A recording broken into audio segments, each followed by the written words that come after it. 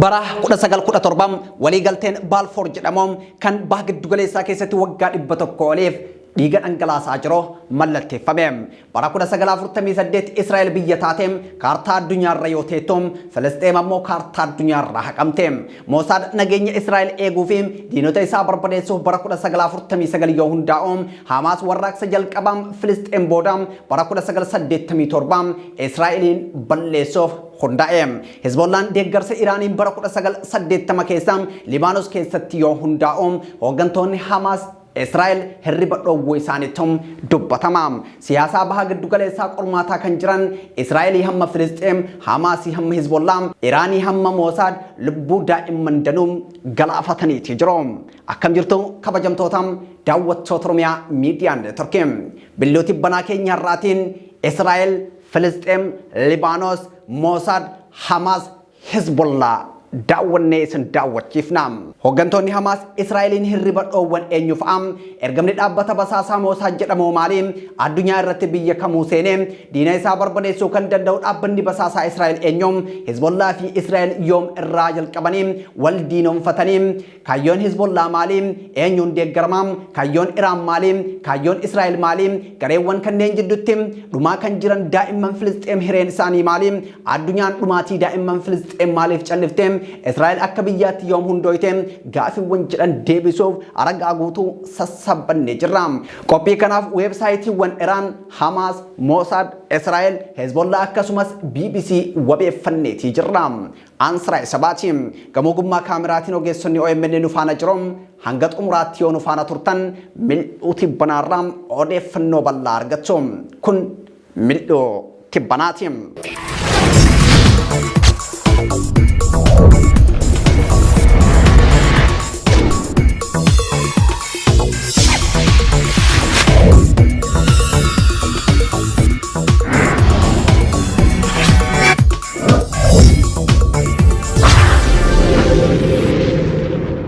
Salama bara kuda sagal kuda torba wali galteen Balfour jedhamom kan Filisxeemin kaartaa addunyaarraa dhabamsiiseem Yihudii yookaan Israa'elin kaartaa addunyaarra kaa'em mallatteeffame. Walii galtichi ministeera dhimma alaa Biriteen Arthur Balfour jedhamuun kan mallattaa yoo ta'u walii galteen gocha duguggaa sanyii waggaa 100 oliif baha giddu galeessaa keessatti adeemsisaa jirudha. Bara kuda sagal kuda torbaan Biriteen warra Ottomaan harkaan Filisxeem baasuun Filisxeem keessatti ummata Yahudaatti mana ijaaruu yoo eegaltu kun karaa labsii Balfouriin yookaan ammoo Balfour Declarationin raawwateem. Labsiin kun jechoota 60 qofaan birmadummaa yookaan walabummaa Yahudotaa akka mirkaneesse yoo ta'u walabummaa fi birmadummaa Filisxeemotaa ammoo ni balleesse. Waliigaltee kana irratti gochi mirga siiviilii fi amantii hawaasa Yahudotaan ala ta'anii sarbuu kamiyyuu raawwatamuu hin qabu jedha. Labsiin ministeera dhimma alaa yeroo sanaa Biriteen Arthur Balfour nama jedhamuun mirkanaa'e kun xalayaa nama yeroo sanaa warraaqsa Ziyoonizimii jedhamu geggeessaa turetti ergame keessatti dabalameetii jira. Sochiin Ziyoonizimii hiree murteeffannaa uummata Yahudaa dachee isaanii galaana Meeditiraaniyaan irraa kaasee hanga qarqara baha laga Joordaanitti jiru keessatti akka mirkanaa'uuf gaafa geggeeffamaatii ture. Dacheen suni garuu kan Filisxeem ta'utu mirkanaa'e. Labsiin Balfour kun uummata Filisxeem uummata Yahudotaan ala ta'an jechuun ibse malee maqaa isaanii yoom hin erreem. Warra Filisxeem ganamuu hubatan biyyoota Arabaa yeroo waraana addunyaa tokkoffaa Ottomaan Tarkii jala turaniif deeggarsa siyaasaa fi humna waraanaa taasisuuf waadaan galabee eessa akka bu'e wallaalanii. Biriteen biyyoota Arabaan kolonii Ottomaan Tarkii jala baasuuf waadaa seente. Akka hubannoo biyyoota Arabaatti sochii bilisa baasuun kun Filisxeemiinis ni hammataa ture. Haa ta'u malee waadaa galabe keessatti Filisxeem maqaan hin kaafamne. Eegaam dhaloonni amma jiru Biriteen uummata Filisxeem irratti akka yakka hamaa hojjettetti hubatamee akkasumas ammoo barsiifamaatii jira. Filisxeen biyya of dandeesse taatee akka beekamtii argattuuf hojii maneen bara 1920 Biriiteeniif kenname. Garuu lakkoofsi Yahuudotaa gara Filisxeen godaananii jaarraa 19ffaa keessa dabalaa ture. Akkasumas itti fufe. Bara 1939 Biriiteen lakkoofsa uummataa Yahuudii waggaatti gara Filisxeen godaananii 10,000 akka hin caalle murteessite. Yoo rakkoo addaa ta'e malee jechuudha. Bara 1940 ajjechaa suukaneessaa naazii Holokaastii jedhamuun beekamu Yahuudotatti wayita hammaatu baay'inaan ummanni Yahuudotaa gara Filisxeen godaanuu itti fufe.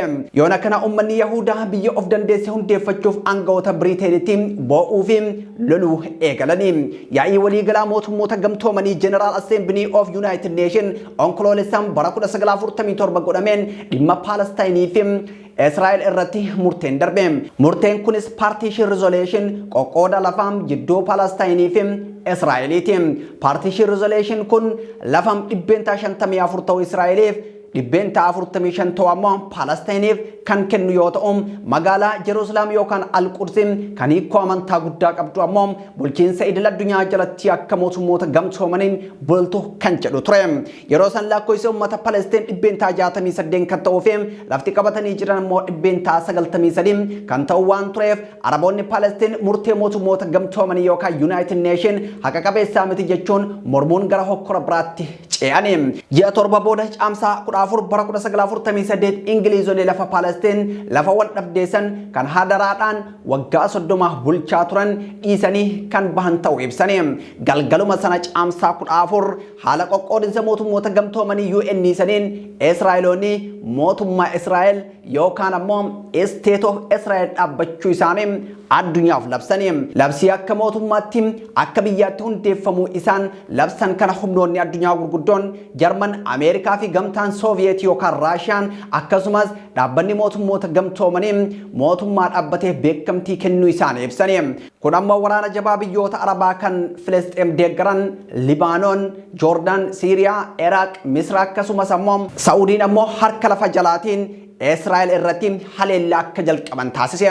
Waraanni kunis Arab Israel War of 1948 jedhameet beekama. Magaalaa guddoo Israa'el tolfattee Tel Aviv rukuttaa xayyaaraan haleelanii Israa'elis ofirraa dhoorkite.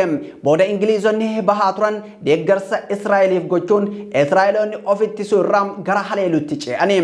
Waraana kanaanis mo'achuun lafa dabalataa kan Palestiin yookaan ammoo Filisxeen qabatanii. Magaalaan Jerusalemii fi naannoon ishee ammoo qaboo idil addunyaa jala akka galtu taasifame. Bara 1948 bulchiinsi Biriiteen Filisxeemii fi Israa'el irratti taasiftu hobba'uun Israa'el biyya of dandeesse taatee kaartaa addunyaarra yoo teettu Filisxeem ammoo kaartaa addunyaarraa haqamte. Walabummaan Israa'el labsamnaan waraanni yeroo san eegale. Sababa waraana kanaan lammiileen Filisxeem 1000 lakkaa'aman qe'ee isaaniirraa ari'amaniitii jiru. Waraanni Israa'el ifatti yeroo jalqabaaf kan geggeeffame bara 1948 hanga 1949 ture. Labsachuu Jiwishotaa yookaan Yahuudotaa san hordofee bara 1948 fi 1949 keessa waraana gurguddaa 32tu godhame. Lola gama daangaa jiruun biyyoota Arabaa 5 kan Filisxeem deeggaran Masrii, Siiriyaa, Iraaq, Joordaanii fi Libaanoon wajjin yoo ta'u jidduu biyyoota Arabaa Palestiin wajjinis kan geggeeffame waraana hamaadha. Lola jidduu biyyattiitti godhameen Jiwishonni mo'achuu irra darbanii baadiyyaa fi magaalota hedduu fudhataniitii jiru. Waraanni garmalee hammaannaan uummanni Filisxeem hanga waraanni qabbanaa'uuf jedhee qe'ee isaa dhiisee gara biyya ollaa fi garam qarqara biyyaa godaanaatii ture. Israa'eloonni gandoota 400 ol barbadeessuun uummatas akka irraa baqatu gochuun qulqulleessanii turani. Lola kanaan magaalaan akka Taayibiris, Haifaam, Safedaam, Baayisan, Jaafaa fi Akreen injifannoo waraanaatiin to'annaa Israa'el jala galte. Magaalaa hiikoo guddoo qabdu Jerusalem illee gama lixaatiin Israa'elotaan qabamte. Gama dhiyaatiin lola biyyoota Arabaa wajjin godhaniin ofirraa qolachuun enjifatoo turan Israa'eloonni. Bara 1949 hangam 1960 keessatti baqattoonni Yahudaa fi godaantonni biyyoota Arabaa kaanii miiliyoona tokko ta'an akkasumas Yahudoonni haleellaa Holocaustii baqatan 250,000 ta'an Israa'el keessa qubatanii. Israa'el akkuma Filisxeemiin dabalatee biyyoota Arabaa ishee marsan waraanuu jalqabde bara 1982 hoogganaa dhaabbata bilisummaa Filisxeem adamsuuf jecha Libaanoon weerarte.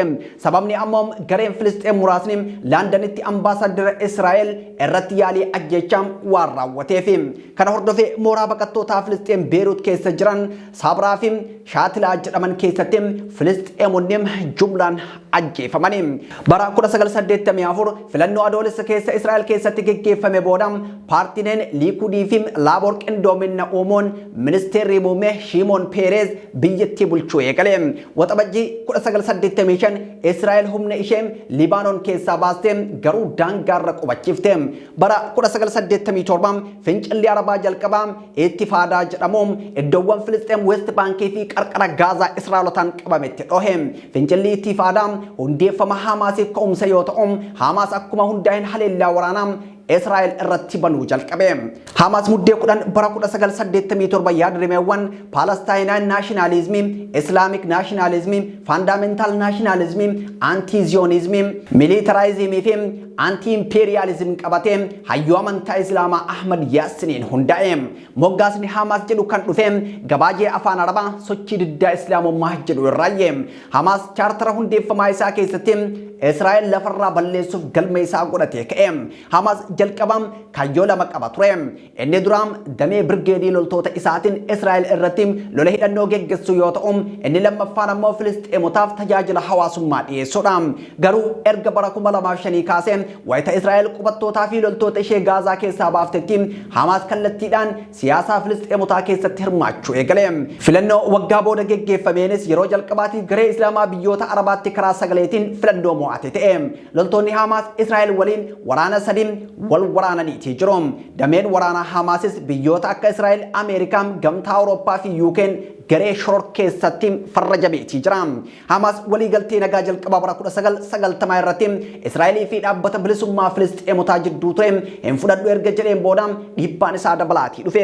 Bara 1995tti ajjeechaan nama bombii Hamasiif hojjetaa ture Yahyaa Aayishaa hordofuun tarkaanfii badanii balleessuu Hamas fudhateen lammiileen Israa'el 60 ajjeefamaniiti jiru.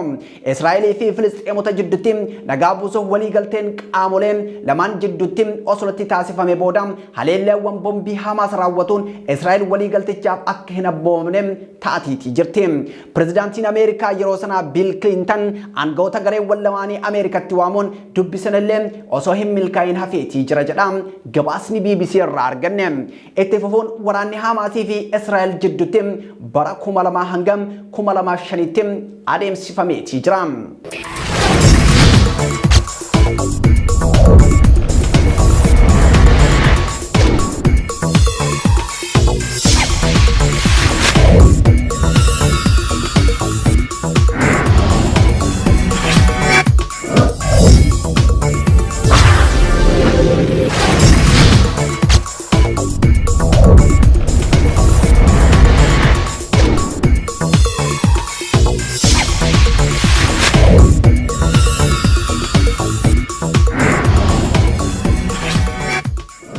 yeroo sanattis beekamtiin Hamas dabalaa deebi'e. Bu'uuraalee misoomaa bulchiinsa Filisxeemotaa guutuuf hin dandeenye Hamas ummataaf raawwachuu danda'eeti ture. Bara 2004tti ammoo aanga'aan Hamas Sheikh Ahmad Yaasinii fi isaan bakka bu'uu jedhamanii kan eeggamaa turan Abdul Aziz misaa'ila Israa'eliin Gaazaa keessatti ajjeefamanii. Waggaadhuma wal fakkaatatti hoogganaan dhaabbata bilisummaa Filisxeem Yaasir Arafaat ammoo du'aan boqote. Hoogganaan Filisxeem ammaa Muhammad Abbas kan aangotti dhufe yeroo sana ture. Chaartariin Hamas kan bara 1988 daangaa Filisxeem bakka amma Israa'el irratti argamtu kan hammatudha. Lafti kan Islaamaa hanga kun hin taanetti warra Yahudotaa waliin nagaan homaatu jiraachuu hin danda'u jedha. Hooggantoonni Hamas onkoloolessa 7 bara 2023 haleellaa qindaa'aa Israa'el irratti banuun hamma dhaabbata basaasaa Israa'el Mossad qormaatutti gahan hedduudha. Hooggantoota Hamas lubbuun jiranii fi du'an keessaa Muhammad Daif nama nama jalqabaati. Muhammad Daif Al-Masri maqaa masoo Abu Khalid yookaan Al-Daif jedhamuun kan beekamu yoo ta'u ajajaa garee waraanaa Hamas Al-Qasim Brigade jedhamuuti. Bara 1965 Gaza keessatti dhalate. Filisxeemota biratti nama jabaa jedhamuun yoo beekamu Israa'el biratti ammoo ergamaa du'aa yookaan ammoo adurree lubbuu sagal qabdu jedhamuun beekama. Bara 1989 garee waraanaa Hamaasiif hojjete jedhamee Israa'el to'achuun ji'a 16 hidhame. Yeroo mana hidhaa turetti namoota akka Zakariyaa Al-Shawaargi, Saalaa Shihaaddi wajjin ta'uun garee waraanaa Israa'el booji'uun kan amma Al-Qasim Brigade jedhamu hundeessuuf walii galani. Muhammad Daif erga mana hidhaatii bahee boodam garee hidhattoota Al-Qasim Brigade jedhu hundeesse. Bara 2000tti Israa'el Muhammad Daif to'attee turtus warraaqsa Filisxeemota lammaffaa yookaan sagandi ittifaaq dhohuun wal qabatee miliqee ture.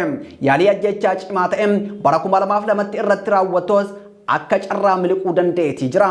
Garuu yaalii ajjechaa kanaan ija isaa tokko akka dhabeetu dubbatama.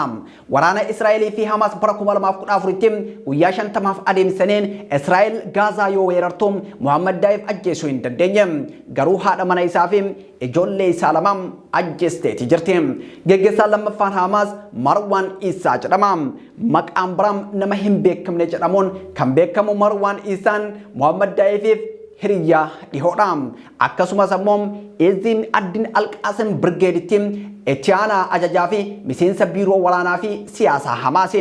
Marwaan Isaa nama gamnaa fi abdii hin kutanne ta'uun isaa Israa'el kan yaaddesse yoo ta'u nama pilaastika sibiilatti jijjiiruudha jechuun Israa'el jabinne isaa ibsite. Yeroo warraaqsa jalqabaa First Ittifaaq sana Israa'eliin qabamee waggaa 5 hidhameetii ture. Erga mana hidhaatii bahee garee waraanaa Al-Qasim Brigade hundeessuu keessatti shora guddaa taphateetii jira. Bara 2006tti geggeessitoota akka Muhammad Daif fa'a waliin osoo wal gahirra jiru Israa'el yaalii ajjechaa irratti geggeessitee madaa'us akka Israa'el yaadde du'uu hin dandeenye. Bara 2014 fi bara 2021 Israa'el mara jireenya isaa irratti haleellaa qilleensaa geggeessitus isa osoo hin taane obboleessa isaa ajjeefte. Innis geggeessitoota Hamas hirriba dhoowwan keessaa nama tokko. Inni biraa immoo Yahyaa Ibrahim Al-Sinwar jedhama. Gaafatamaa biiroo siyaasaa Hamaasi. Yahyaa Sinwar garee tika Hamas Majid jedhu hundeessuun basaastota Israa'el irratti qorannoo geggeessuu fi tika keessoo Hamas irratti hojjetaatii ture.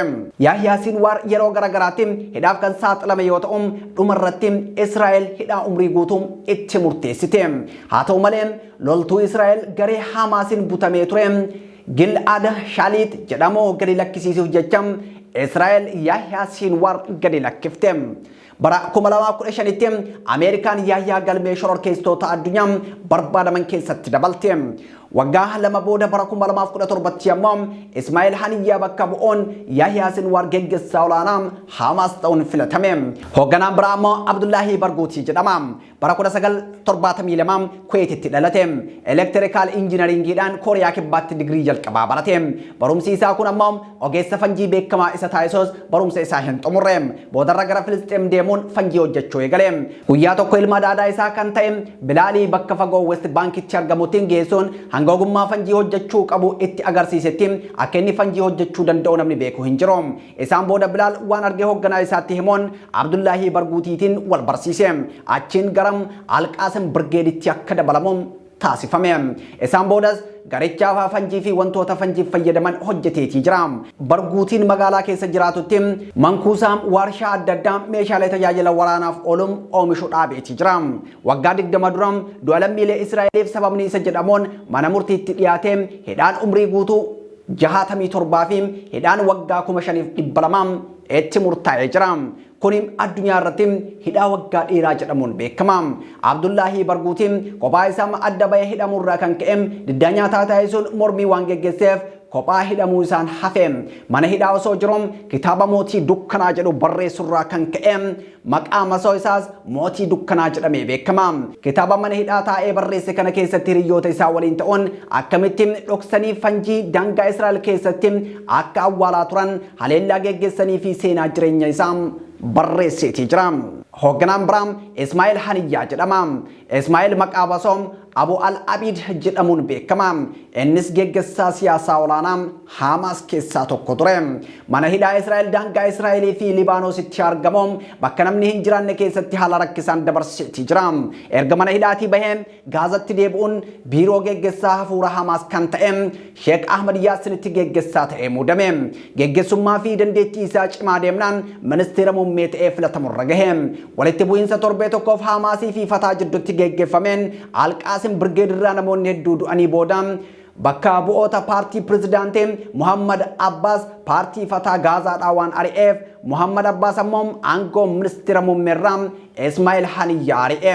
Yeroo ari'amu sanam reefu waggaa tokkoof ministeera muummee ta'ee tajaajilaa ture. Boodarraa ammoo Fataa wajjin araara buusuuf yaalii garaagaraa gochaatii ture. Bara 2017tti geggeessaa biiroo siyaasaa Hamas ta'ee kan muudame yoo ta'u waggaa itti aanu ammoo Ameerikaan shororkeessaa addunyaa jechuun galmeessite. Tibba darbee ammoo Israa'el haleellaa Iraan keessatti isa irratti raawwatteen ajjeefame. Geggeessaan biraa Khalid Meshal jedhama. Khalid bara 1956 West Bankitti kan dhalate yoo ta'u maqaan isaa Abu Al-Walid jedhamuun beekama. Hamas warra hundeesse keessaa tokko yoo ta'u waggaa 10 kan ta'uuf geggeessaa biiroo siyaasaa Hamas ta'uunis tajaajileetii jira. Bara 2004tti Sheekh Ahmad Yaasin du'uu hordofee bakka bu'uun geggeessaa ta'e. Muummeen ministeera Israa'el Beniyaamin Netanyahuun dhaabbata basaasaa Israa'el Mossad Khalid Meshal akka ajjeesuuf kallattiin ajajalaatii ture.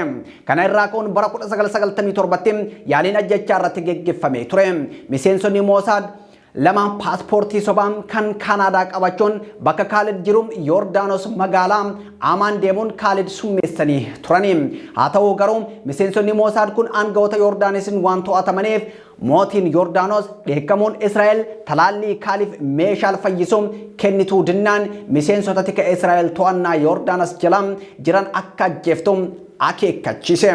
Beniyaamin Netanyahuun qoricha Khalid Meshal fayyisu erguu dinnaan boodarra pirezidaantiin Ameerikaa yeroo sanaa Bill Clinton gidduu seenuun Israa'el talaallii summii sana fashalsuun akka ergituu fi lubbuu Khalid oolchitu taasise.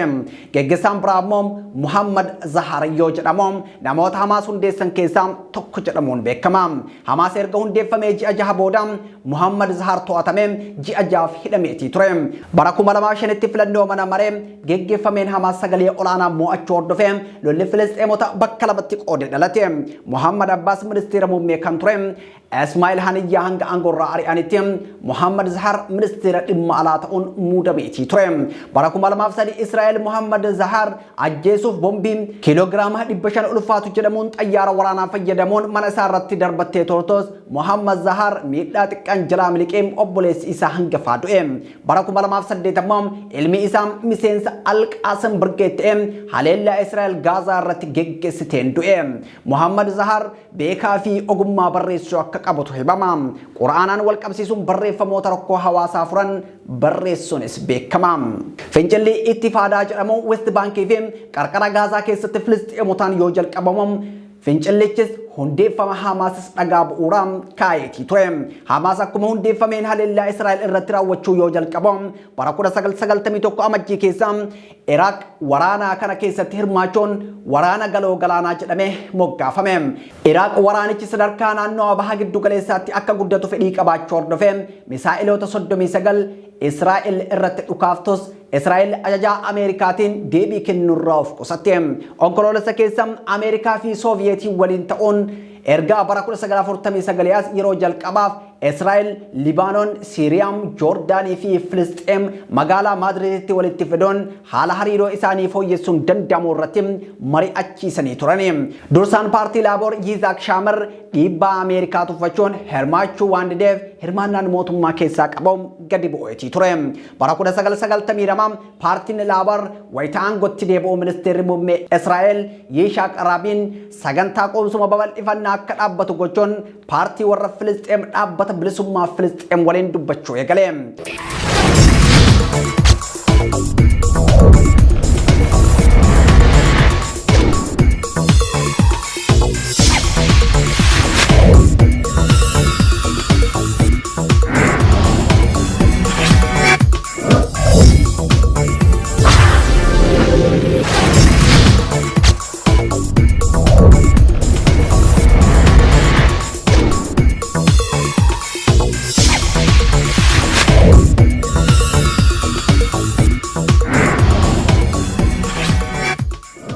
Yishaq Rabinii fi dureen dhaabbata bilisummaa Filisxeem Yaasir Arafaat walii galtee walabummaa Filisxeem mirkaneessuu akeekee fi warraaqsa jalqabaam ittifaadaam goolabuu Oslotti mallatteessanii. Walii galteen bara 1993 mallattaa'e kun walii galtee Oslo yookaan Oslo Declaration jedhama.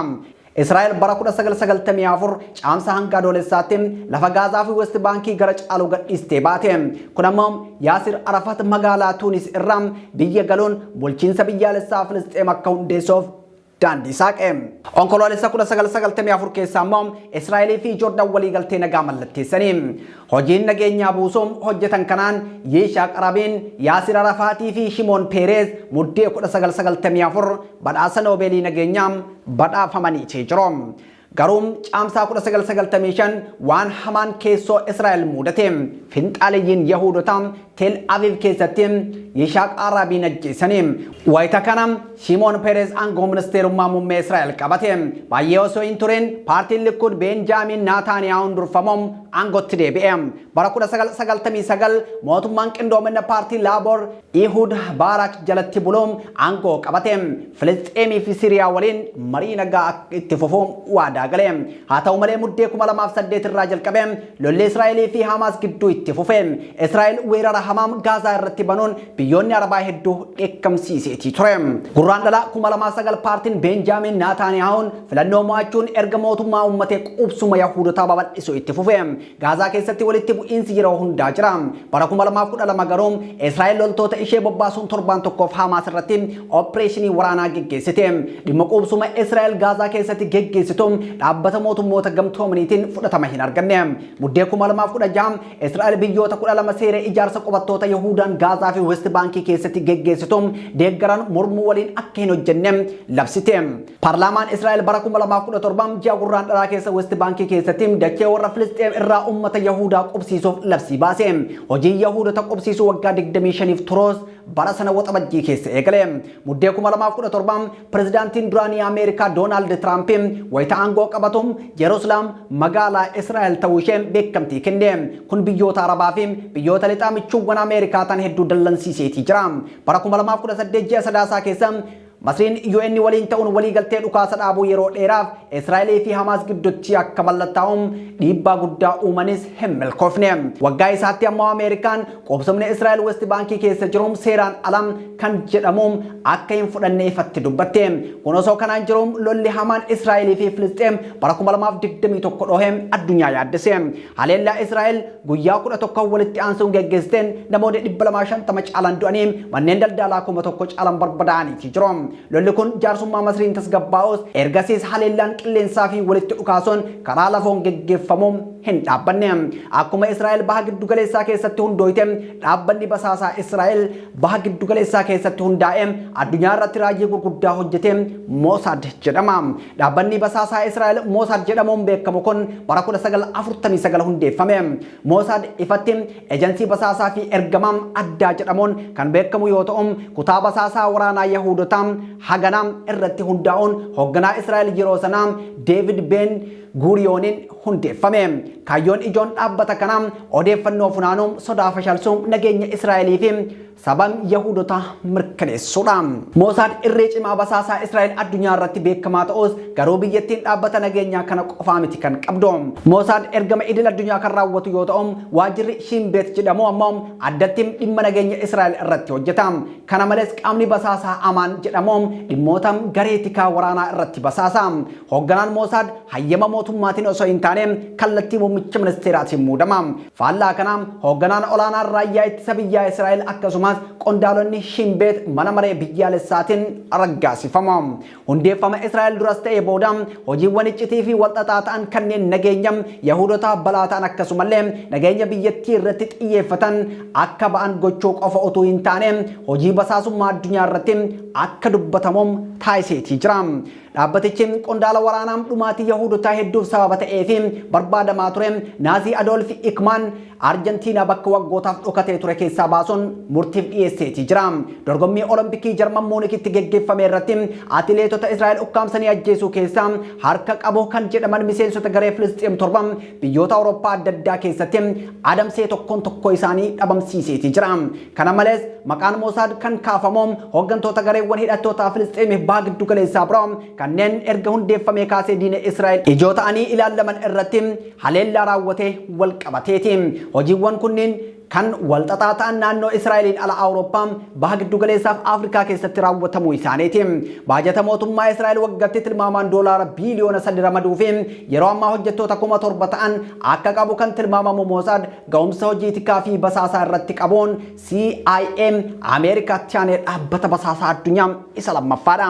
Biyyattii keessatti hooggantoota gareewwan Israa'el shoror keessaa jettee waamtu irratti ajjechaa raawwachuun dhaabbilee saayinsaa fi waraanaa isaanii akka gufatan shiraxaxoom saba yookaan garee siyaasaa mootummaa mormu waliin hariiroo uume daba hojjechuu dabalatee dantaa fi nageenya Israa'el eeguuf hojiiwwan adda addaa raawwateetii jira.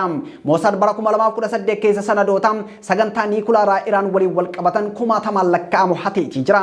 Dabalataanis haleellaa saayibarii wiirtuu niikulaaraa Iraan Naataanzii jedhamu irratti raawwatame akkasumas ajjechaa saayintistii niikulaaraa biyyattii keessatti adda duree Mohsin Fakhrizadeh irratti bara 2020tti raawwatame keessa qondaaltonni Mossad harka qabu. Mossad dhimma nageenyaa Israa'el balaa irra buusu kamoom daangaa biyyaa osoo isin daangessin seenee biyya kam keessattuu tarkaanfii fudhachuu danda'a. Kanaaf ammoo ragaan wantoota armaan olitti kaafnee fi ajjechaawwan baatiiwwan muraasa dura hoogganaa Hamaas Ismaa'eel Haniyyaa Iraan keessatti raawwatamee fi dhoohinsa meeshaalee qunnamtii Libaanos keessatti raawwatame keessa harka qabaachuu isaati. Israa'el tibbanam hooggantoota Hizbollaa ajjeesuuf raadiyoo qunnamtii Libaanon keessatti dhoosuu hordofee waraanni Israa'elii fi Libaanon jidduutti adeemsifamaatii jira. Seenaa duddubbee ilaaluuf bara 1982 Israa'el hoogganaa dhaabbata bilisummaa Filisxeem adamsuuf jecha Libaanon weerarte. Sababni ammoo gareen Filisxeem muraasni Laandanitti ambaasaddara Israa'el irratti yaalii ajjechaa raawwachuu hordofeeti. Kana hordofee mooraa baqattootaa Filisxeem Beerut keessa jiran Saabraa fi Shaatilaa jedhaman keessatti Filisxeemonni jumlaan ajjeefamaniitii jiru.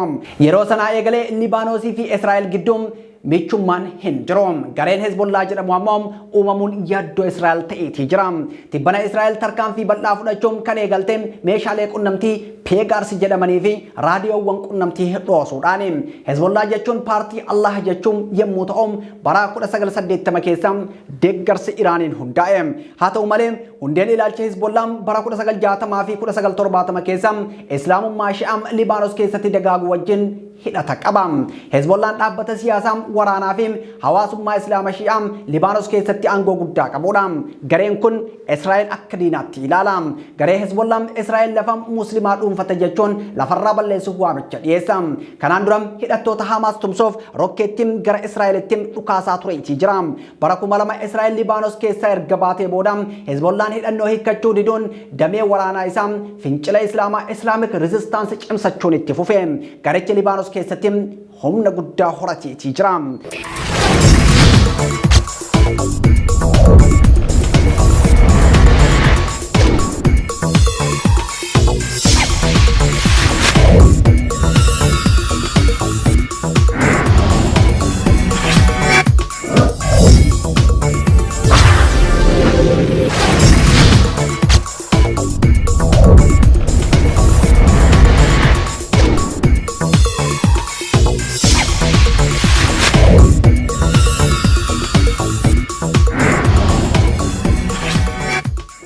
Hezbollaan sirna siyaasaa Libaanos keessatti illee sododaan garee dhiibbaa uumuu ijoo ta'eetii jira. Kaabinee biyyattii keessatti osoo hin hafin aangoo furtuu qabateetii jira.